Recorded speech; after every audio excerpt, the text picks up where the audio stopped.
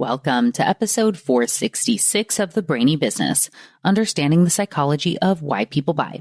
Today's episode is all about how to organize your brain with behavioral economics. Ready? Let's get started.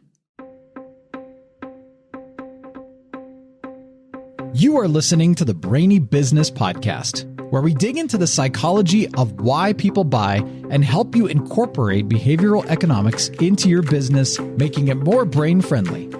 Now here's your host, Melina Palmer.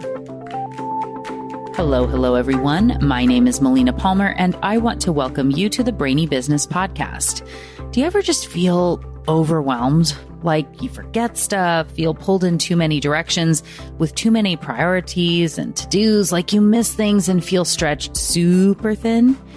Maybe you're hearing that and thinking, when do I not feel that way? I hope that isn't the case, of course, but I know we all get this from time to time. Our brains are wired for it. And I have good news. There are some tricks from behavioral economics you can use to help your brain to feel more organized so you get more of the right things done and don't feel so overwhelmed. And that is what we're focusing on in today's episode, which originally aired almost exactly 5 years ago, back in January of 2020. Now, don't forget, links for my top related past episodes and books are waiting for you in the show notes for this episode, which are found within the app you're listening to and at thebrainybusiness.com/466. All right, let's talk about how to organize your brain with behavioral economics. Starting with a little bit of the negative side, what we're trying to avoid. In episode 32 of the podcast, I talked about the overwhelmed brain and its impact on decision making. When your brain is overwhelmed, which happens a lot quicker than you might think, worse decisions are made than otherwise. One of my favorite studies that shows this is what I call the chocolate cake study. Essentially, people were in one room and asked to remember either a 2-digit or 7-digit number while they went through a series of tasks. One of those tasks was to choose their snack for when the experiment was over. Of course, choosing the snack is what the experimenters were really looking at, and they found some very interesting results. You might not think remembering an extra few digits matters. I mean, 5 digits is nothing. 7 digits is a phone number, and we remember those all the time, so it must be easy to do, right? Well, in the study, those who were remembering the 2-digit number were much more likely to choose fruit salad as their snack, while those remembering the 7 digits were much more likely to choose chocolate cake. Essentially, when the brain gets overwhelmed, even by a few extra digits, it makes worse decisions. If you've been listening to the podcast for a while, you've likely heard me say that the subconscious brain can process about 11 million bits of information per second, while the conscious brain can only do about 40. When you're asked to remember the 2-digit number, that's easy to accomplish. 12, 47, 95. Whatever the number, it's pretty easy to say it once or twice and then go along with your day without impacting your actions too much, and you can recall that fairly easily. 47, right? But when your number becomes 1247395, your brain has to put a lot more effort into remembering the right numbers in the right order. You're probably going over and over again in your head, 1247395, 1247395, 1247395. Your conscious brain's 40 bits are bogged down with that big number. And so more things that would normally be handled by the conscious brain and that you would like to have done in your conscious brain are now in the realm of the reward-seeking subconscious brain, which is why the 7-digiters were more likely to choose chocolate cake than fruit salad. Subconscious likes sugar. And this isn't the only study to find that clutter, whether it's mental or physical, leads to weight gain. Clutter also increases stress, makes it harder to focus, increases the likelihood you'll procrastinate. It costs time and money and can keep you stuck in the past. I want you to stop for a moment now and look around your working space, assuming it's close by. If not, just think about what it looks like right now. Is it clean, streamlined, and organized? Or are there piles of stuff to be sorted through? drawers stuffed full of unsorted business cards, knickknacks abound. Could you easily place a paper on top of your desk and write some notes, or would it require a shift to move everything around and clear space? What about your digital clutter? How are those emails and notifications looking? Does the little red dot, if you're a user of Apple products, haunt your dreams with its insanely high number of tasks for you to accomplish? Is your desktop full of digital files? Can you find things easily? If you were away from your desk and needed a stranger to email something to you from your desktop or files, could you easily tell them how to get it? There's no judgment on any of this. We all have clutter in our lives, and it's a constant battle. But our brains don't like to really be aware of it because it's a big task to get rid of. So helping you to stop and take a moment and think about the clutter that exists is really important to help you see how it's impacting you every day.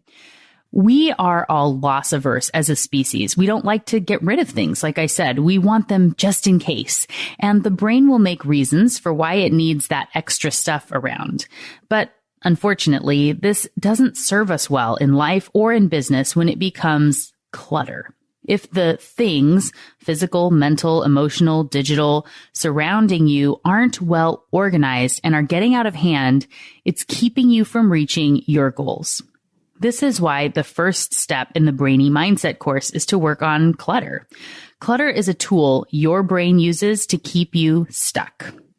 How can you reach your goals and do those things that scare you and your brain when you have so many things fighting for your attention? I'll get to that right after I answer these emails, you might say. Even if you aren't consciously paying attention to the clutter, your brain knows where it is and it creates a distraction. Your eyes are constantly scanning the world around you, and that clutter and disorganization are keeping your brain preoccupied so it can't do the really fun, creative work that would push you forward. Think about it. When your brain is surrounded by clutter, it's constantly distracted, looking around, trying to sort the information around it with those 11 million bits of information per second. Oh, what's that? When should I do that? You may lose things, miss meetings, forget to complete an important task, and generally feel exhausted by the end of the day. And if your bedroom is full of clutter, then you're not getting proper rest, again, contributing to bad sleep. It's just impacting every facet of your life. The reverse, of course, is that the brain loves organization. Think about when you go on vacation or are looking at an awesomely organized space on Instagram or flipping through a magazine. You know what I'm talking about. The ones where people wrap the spines of all their books in an ombre pattern of color so the bookshelf looks like an oasis instead of a hodgepodge. Or how serene you feel in that hotel room with only a few outfits to choose from and not much to look at on the walls. It's peaceful and your brain loves it. Of course, you don't have to turn every space in your home or office into an Instagram influencer's dream to see the benefits. Every little step toward organization and decluttering will be helpful, and making the choice to attack the clutter is the first step. And if you want help with this, I invite you to join the Brainy Mindset course, which starts another wave on the week of January 20th. As I said, we start with decluttering, and I can help you with the process. In the first wave of the course, we had people completely revamp their physical spaces, and this was just one little piece of the course. One participant deleted 9,000 emails that had been bogging her down for years within a few hours of that virtual meeting call that we have. And it was so freeing for her and helped make it easier for everybody else to take those big steps as well. We all worked through it together. I tackled 5 drawers in my home over the process, and I shared before and after pictures with the group. I'm in it with you. As I said, clutter is a sneaky beast. We also have dedicated sessions in that course where I'm helping you set up your organizational tools that I'm going to be talking about today, a couple of those, Gantt charts and Trello boards. So you're reaching your goals and getting all the benefits of your organized brain. It's an investment in you that will pay dividends for years to come. Americans waste 9 million hours per day collectively looking for misplaced stuff, at least 30 minutes per person per day on just random things from keys to remotes to shoes and socks.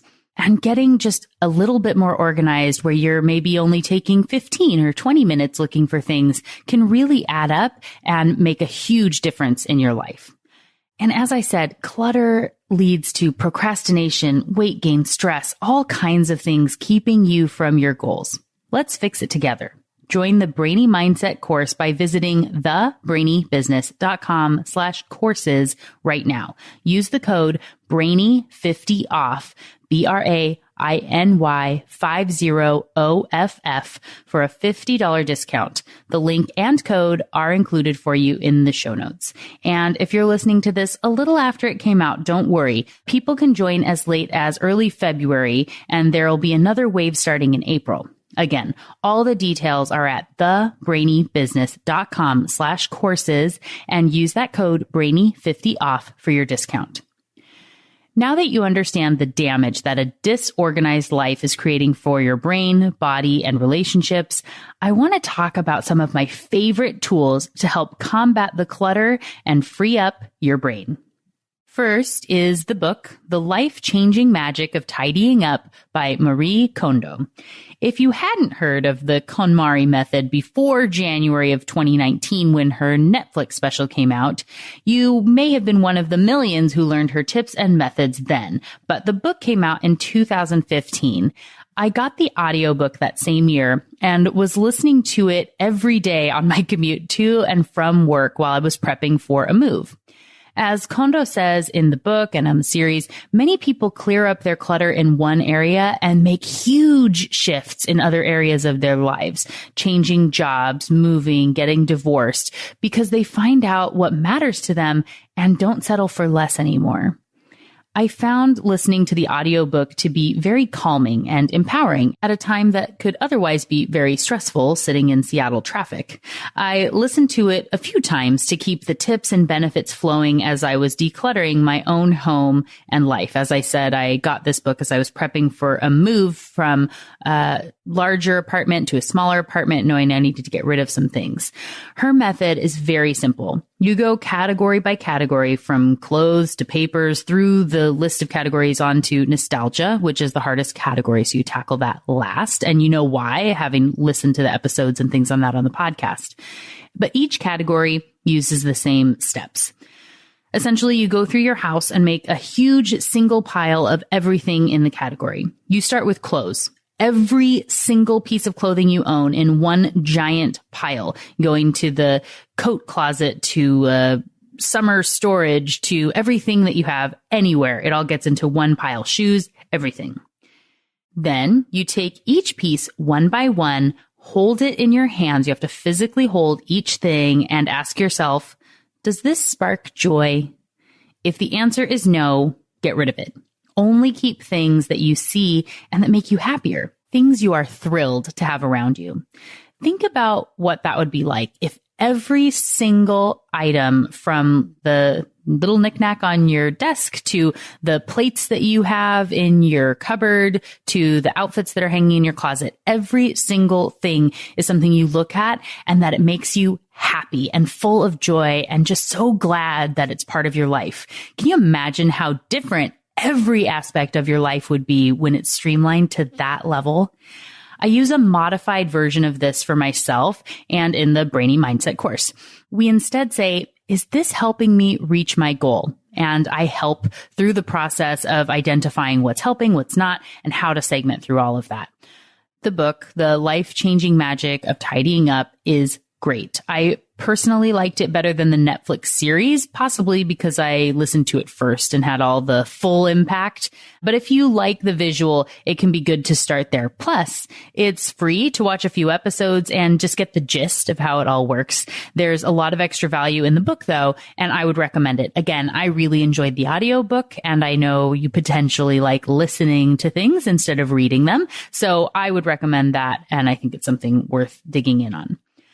One other really important tip that I want to share when it comes to decluttering a space and when you're redoing anything, whether it's redoing copy on your website or changing the way that you're thinking about your brand, or like I said, cleaning up your office or anything that you have around, the way that your brain is going to want to think about doing this, if you were just going to start, is this process of taking things away that you don't need and moving them out versus going through a process of taking everything out first and then thinking about what comes back in. So one of the things that I really work on with people, and that I know is part of that Marie Kondo method as well, of putting everything into a big pile, is when you take everything out of the space and then are working on bringing it back into the space, you have really shifted the perspective, the question, what you're working on. It's a completely different idea for your brain than the idea of taking things out. So because our brains like cleanliness and order,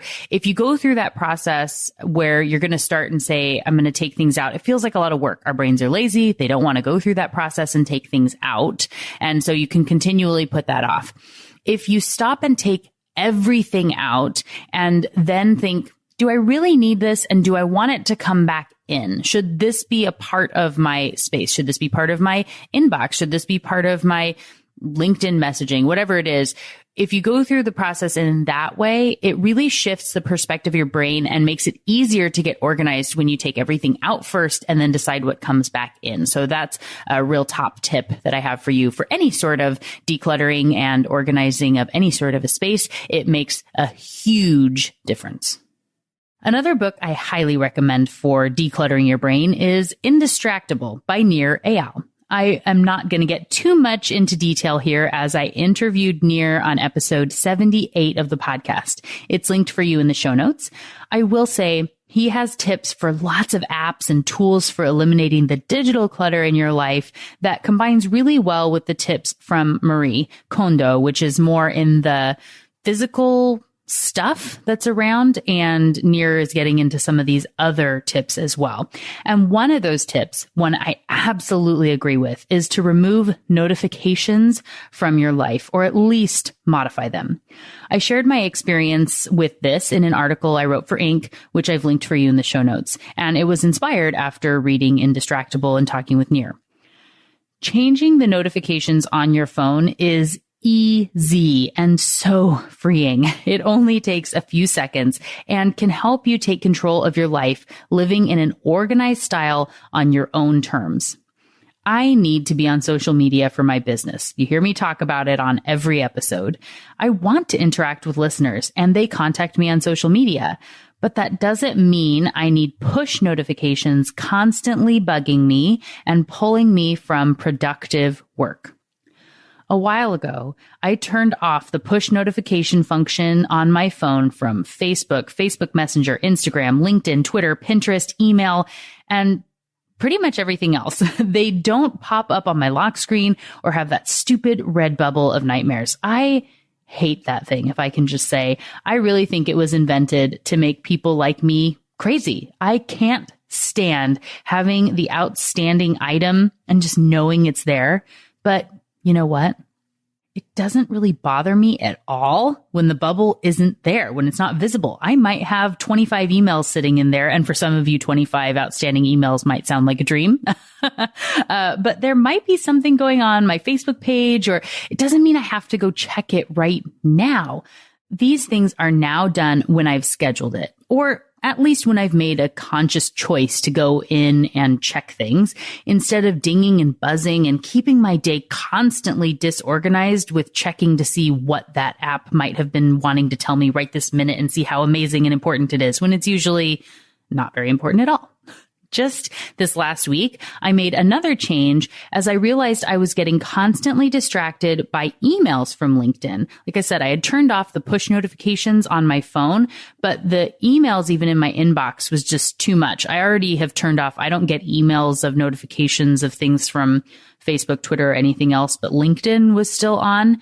And it had a default setting of sending emails for everything. Someone mentioned me on LinkedIn. Someone else viewed my profile. Someone else sent a message. On and on. My email, as I said and alluded to, it's pretty darn clean these days. So when one of those emails came into my inbox, it was very obvious and made me jump over immediately to see what was going on way too many times a day to feel good about. So when I noticed it as a problem, I stopped right then, got a combat time discounting, and I took 3 minutes and changed the settings. My rule of thumb in this process is to see what it says the options are, just to make sure if there's anything I really should be getting. But otherwise, I just turn off everything. I can always go back and turn something on if I'm missing a notification that would be important. But you know what? So far, I haven't really missed any of it. I still go check LinkedIn daily, or, a few times a day if I'm being honest, but it's on my time and feels so much calmer and more intentional. And then I can check all 10 messages and respond to them that came in since the last time I was in there instead of going one at a time as I get a notification saying, check this message, check this message, check that message. Doesn't it just sound calmer to go in when you're being intentional? It's so much better. So if you're currently getting a lot of notifications on your phone or computer, the thought of removing those will likely cause you stress. It did for me. I had that, but what if I miss something feeling?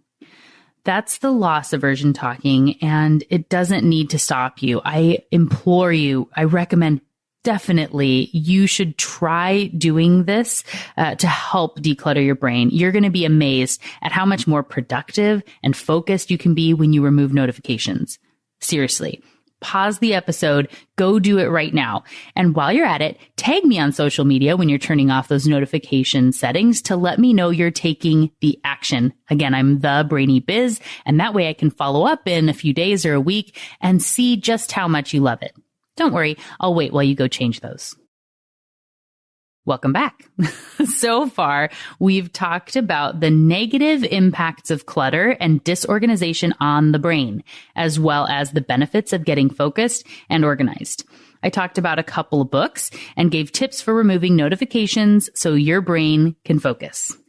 The next tool I've learned to love is Focus Mode from Word. Have you used this? It's awesome. If you need to write a lot of content like me, you spend a lot of time in Word and it's easy to get distracted. There's a lot to pull focus away. But if you use Focus Mode, which is at the bottom of the screen in the gray footer bar, it says focus and there's a little square icon to the left of it. I'm going to share an image or maybe a video on social media to show you how it works and what it looks like. But once you click that Focus Mode, it blacks out everything except for the document you're working on. And it doesn't have all the stuff on the top, the save icons and all the words and the things in the footer and the word count and page numbers. It all just goes away. Just the white simulated paper on a black background. Nothing to pull focus. I use this when I'm writing episodes. Yes, I'm using it now, or articles, or other times when I don't want to get sucked into an internet rabbit hole, which I'm really good at doing. It seems weird when you aren't experiencing it, but your brain is constantly pulling focus and looking at other stuff. If you remove it from your sight, you really just stop thinking about it. If you travel a lot like me, you may have tried to write on the plane. I do this all the time now because it can be really productive. When there's nothing else to do, it's amazing how I can keep myself entertained. On the flight out to Hawaii a few weeks ago, I wrote 5 first drafts of articles for Inc. and got a few other tasks done and still had time to watch some of my shows. Focus Mode is kind of like that, but whenever you want.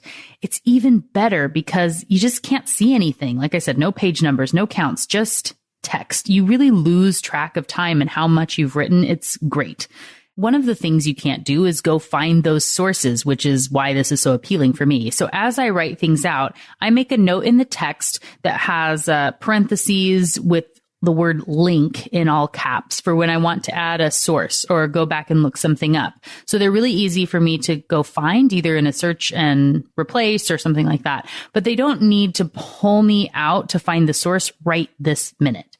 After 18 months plus of doing a weekly podcast, I know that looking for sources is the biggest time suck and rabbit hole generator of my life. I could get sucked into a research paper, or article, or a TED Talk faster than you can blink. And then 2 hours later, there's still writing to be done. Saying link there in all caps means I can go back later and find that source, which I know I have somewhere without the distraction in the moment. Focus mode from Word is super cool and an easy little tidbit to keep you on track and accomplish those must-do items of the day without having to be stuck on a plane with no Wi-Fi. Another thing I use to keep focused and productive is the time timer. This little clock is awesome and has a visual component to help track time. Mine sits on my desk. It's maybe 4 inches tall, and it can be set for up to an hour. When you turn the dial, it shows the time that's left in a big red circle. So if I set it for 1 hour, the red circle is complete, goes all the way around, whereas it's at 3/4 if there's 45 minutes left to go. It can also sit behind my computer. Sometimes I move it so that I will only know that the time is up when it beeps. And it can also be set to not beep if that would pull me out of focus. And the goal is to just get started, but know that I have a limit. But ideally, I'll just keep writing instead of stopping after 20 minutes or whatever I set. I've always been one of those people who likes to reward myself for little tasks. When I was in school, it may have been, once I finish reading this chapter, I'll allow myself to go get a snack. Or while working, it could be that I can't check social media until I've written 5 pages. Or when running intervals, I might say I can walk when this song ends or the chorus starts. For work focus, the time timer does a few things. First, let's say I want to commit to writing. Instead of saying, I'm going to sit and write, no distractions this time, which is hard to stick to because it feels really indefinite. If instead I say, I'm going to write for 20 minutes and set the timer, it feels a lot easier to focus. And I don't have to think about how long it's been because I'm waiting for a timer to ding. If I do have that "are we there yet" moment, I can glance up and see how much red is left. Is it a sliver or half a pie?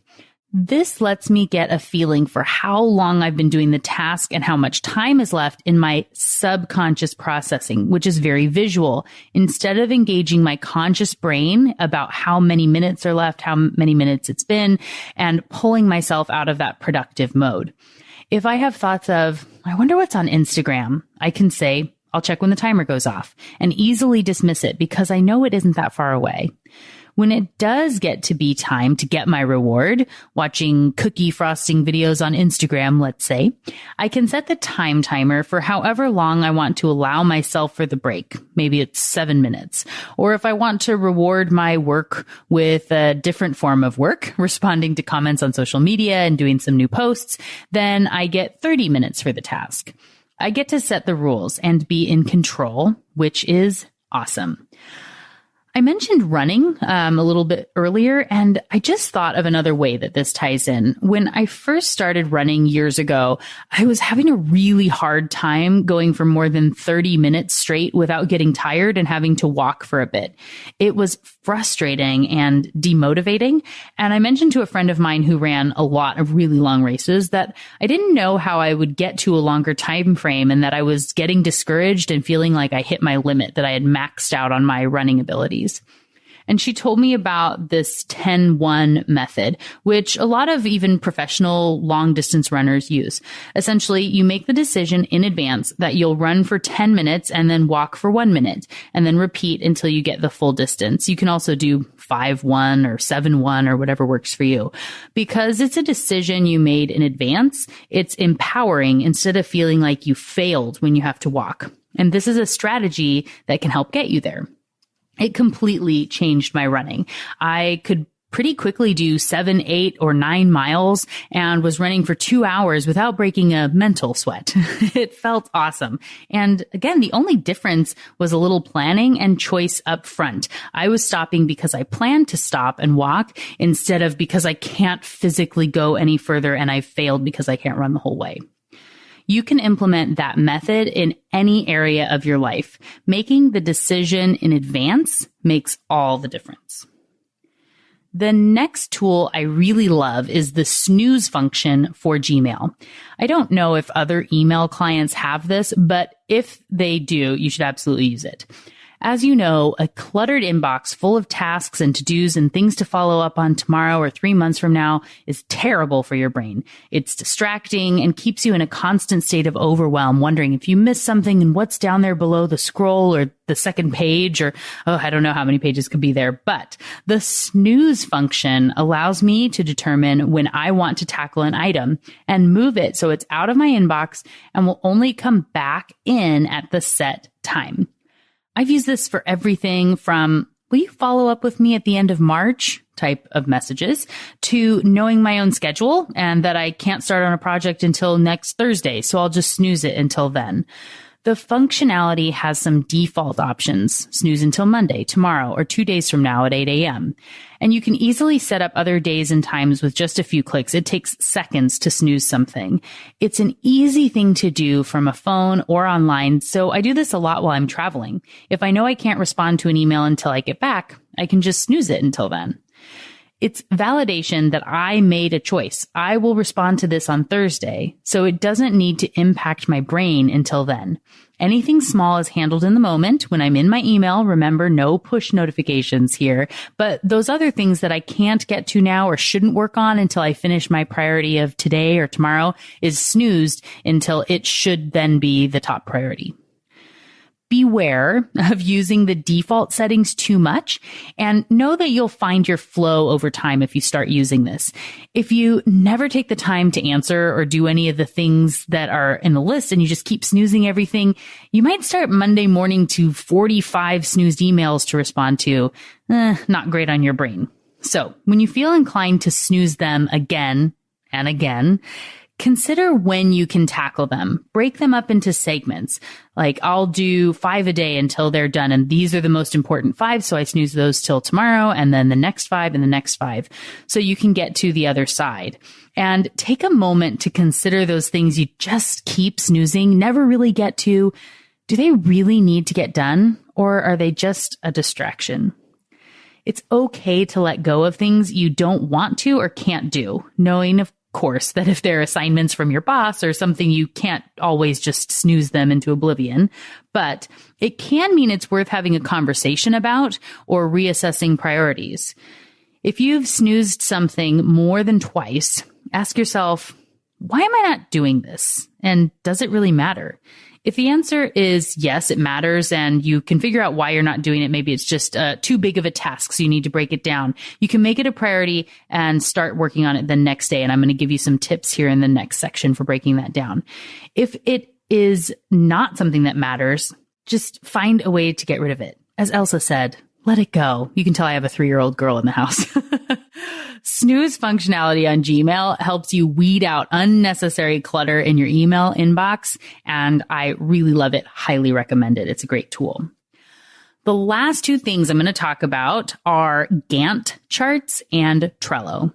First is the Gantt chart, which is spelled Gantt. That's essentially a visual tracking system that lets you sort through your tasks and see what is upcoming. I give my clients and people in the Brainy Mindset course templates I've set up in Excel that they can easily fill in with their to-dos. I've used these for years in running marketing departments and just any sorts of projects. They're really great. And as I said, there's a whole dedicated space to the charts and things in the Brainy Mindset course. A Gantt chart is a helpful tool because it allows you to see what's coming up and where you might have overlap in the way that it kind of visually stacks things. What we work through in the course is picking one goal you have in the next, say, 90 days. And we've already narrowed down the goals at this point in the course. This could be anything from start a podcast to declutter my office, or really anything. The next task for the person to do is to look at all the actual days that are available in those 90 days ahead. So are you working weekends on this project, or are you having big gaps? Are the kids going to be home early on a certain day and you're not going to get any of these extra tasks done? Or do you have a work trip where you're not going to get things done? And go through that process to find the true number of days you have over those next 90 to make progress on your goal. Let's say it's 65. Now you can break your big goal into the 65 steps it will take to get there and assign one to each day. There are ways to categorize and use colors for tracking to make it easier that I recommend when walking people through this, but no matter how you do it, it's really pretty darn simple. As I asked on the behavioral change episode, would you rather look back 90 days from now and say, I did a lot of little things, but didn't make much progress? Essentially, you just tread water. Or would you like to say, I did one thing at a time and I accomplished this totally awesome thing? The latter? Me too. Narrowing your goals, removing the clutter around them, and then aligning your to-dos with something like a Gantt chart can really help you do that. Or even a physical to-do list or a notification in your email of the one thing to do today. You could send yourself a bunch of emails and snooze them all. That can help you check things off the list. There are lots of ways to make progress here, and you can find the one that works best for you. The big thing is to split that big giant goal into its smallest components and only have one per day. And if you get one done and then you have more time to do tomorrow's, great. You can get a couple extra things done, but you're not forcing yourself to do that. You're not looking for that. It's about taking that big thing into small components so you can just do it bite by bite. Chunk by chunk. That's the most critical part. You don't try to eat the elephant without a plan. And know that the Be Thoughtful notebooks will really, really help with this when they come out soon. Get on the list to be notified for when they're available using the form in the show notes at thebrainybusiness.com/83. Last is Trello. Oh, Trello. How I love thee. Trello is awesome. And it has totally changed the way I approach my days, my life, my clutter, and my business. However, it takes a lot of effort to set up properly so it does everything you want it to do. It's very customizable. When you get started, it's nothing, a very basic tool with endless possibilities. If you want to really commit to this organizing your brain and life thing, Trello is a fantastic solution, and it's very affordable if you are going to get the paid version, which I really recommend if you're really jumping into it. But you need to be ready to plan and invest the time and energy into the setup, or else it's just going to be a waste of your time. I'm going to tell you a little bit about Trello now in case you aren't familiar. It's just an online system where you can set up a board that's themed in some way with different lists and cards go on each list. The cards can move between lists and boards easily as they move through various steps, maybe. And when you're on the paid version, you can have what they call power-ups and this really great tool called Butler, which automates stuff for you. And automating things is amazing and really great for your brain, so it isn't stuck in your mental space. Remembering all the junk you have to do for routine tasks is keeping you stuck. Trello can help turn that into a process that reminds you of the next step so you don't have to remember anything. I have a ton of Trello boards and more are coming as time goes on. It's a great way to get things out of my brain and desk and my phone. I take lots of photos when I'm out of things I want to work on later or remember for a future post or episode. I can get all of that out of my head and into a place I can easily look up when I'm ready for it or be reminded about at exactly the right time. Here are a few things I have on Trello to show you some examples of how this really works. So I have a board for all of my content, which has different lists for the areas where that content is going. Podcast episodes, ink articles, social posts, items for courses. This board can be accessed by me and my intern virtual assistant, and it's nicely set up so when she graduates and moves on to a full-time job, which I know is a serious possibility pretty soon, it isn't like everything we figured out and all the processes are lost in her email somewhere. They are on the board, and I can easily assign access to another person at any time. So I put together a card called Tasks on the podcast list of the content board, which has 49 different things that need to happen for each episode of the podcast. It has everything from choose topic and write outline to record episode, which is separate from post episode for editing. And there's still another task of approve edited episode and decide if a worksheet is needed and create worksheet. granular, people. We're talking granular. When you break it out this way, it's a bit impressive to see all the things you're doing and trying to remember. Why do I need to try and constantly remember where things are when I can just check them off the list when they're completed in Trello? This also means anyone who has access to the board can see what's already been done and what's left on the to-do list. So that way you're not having to email me and say, did you do this yet? You can just look and see it's done. Easy. I set up Butler. So when I set up a new card on the podcast list, it automatically adds all those 49 checklist items. So I don't have to do that either. I have a similar setup on my CRM board. There is a speaking leads list and a speaking confirmed list. When a card moves from the leads list to a confirmed speaking list, it gets a bunch of tasks automatically assigned to it. Again, I had to think through all of these up front once and plan it all, but it's so worth it. This has everything from create invoice for deposit to receive signed contract, which I can attach into the card on Trello for easy access. It also has book flight and send email asking when slides are due to send thank you after event. I also have a this week board for both myself and my virtual assistant where the lists are the days of the week, and there's a parking lot list for things that are yet to be sorted. I have different cards on each of the days and can easily see when things are getting crazy and can very easily move things from one list to another. Butler is also set up to scan all of my various boards, the CRM, the content, topic ideas, networking, whatever. It can look through all of those. And I've set it up that every Friday morning, it's going to scan every single board and find any cards with a due date of the following week and move them to the parking lot list on the This Week Melina board. So I can schedule out the entire next week on the Friday before. And theoretically, everything I've intended to do next week will pop up without me having to dig around for it. From a task I set up yesterday to a reminder to follow up with someone 3 months ago, it all comes up. I also have boards for meal planning and training for the half marathon I'm going to be doing in August, and finding articles of interest that I like and want to include in content, and templates for doing pricing projects for clients so there's a standard deliverable every time. Again, it's awesome. It has some other cool features where you can use the app to add things really easy, and it's all very dynamic. So if I change something on my phone, it moves instantly on the desktop version as well.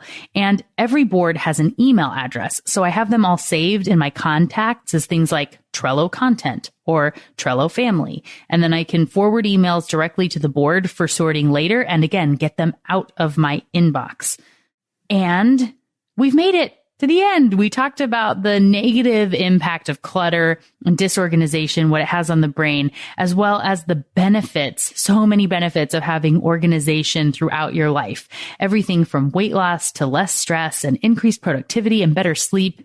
It's so important and can help you smash through goals like you wouldn't believe. And then I walked through a bunch of my tips and things I use to keep organized. I'm sure it doesn't surprise you to know I've got a lot going on from one day to the next. And if I wasn't organized, I would let a lot of people down and not be very successful. As I'm looking to scale my business and do even more, systems and organization are critical. It's going to matter both for keeping my tasks going as well as bringing on new staff and having systems in place and things that are ready to go, making it really easy to know what's being delegated and what's available. It's just really great to have all this organization and things set up. So, what got your brain buzzing as you learned about organizing your brain with behavioral economics today?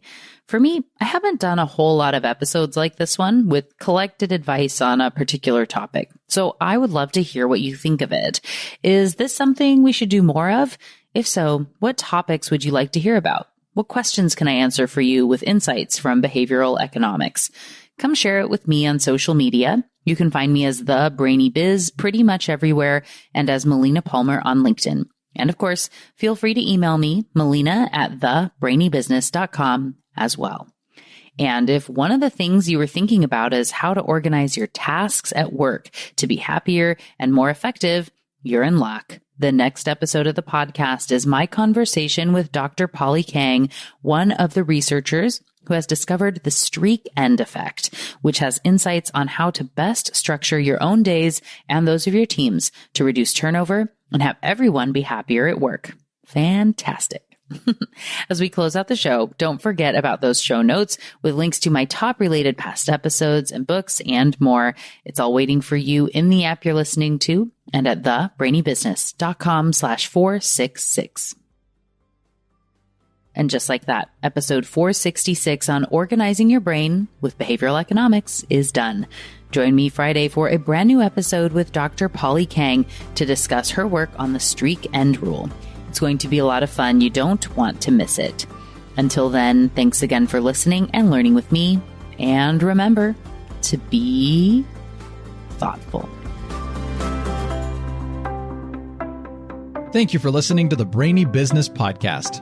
Melina offers virtual strategy sessions, workshops, and other services to help businesses be more brain-friendly. For more free resources, visit thebrainybusiness.com.